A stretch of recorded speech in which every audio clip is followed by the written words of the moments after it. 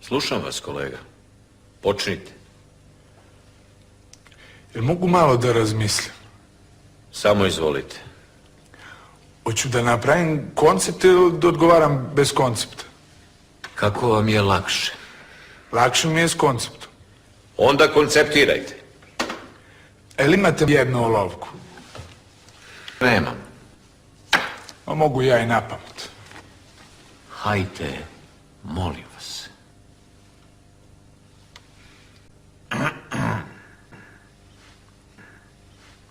Samo još trenutak.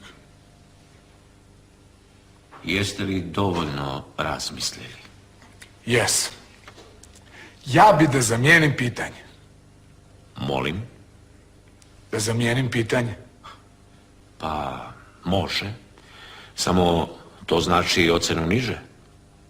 Koliko niže? Ako znate za 8, recimo, jel, dobit ćete 7. Odlično. Samo da nije petica. E pa sad ja ne mogu da pretpostavim za koliko vi znate gradivo. Ako poslije ovoliko rada i muke njesam za 8, onda njesam i za ovaj fakultet i njesam i za knjigu. Kako glasi prvo pitanje? Prvo pitanje ću da preskočim. Drugo isto. Na treće ću da pokušam da odgovorim. Prva 2 ne znate. Znam, ali ću na njih da odgovorim poslije ovog trećeg, ako dozvoljavate. Meni je svejedno. Počnite s kojim hoćete, samo počnite već jednom, molim vas.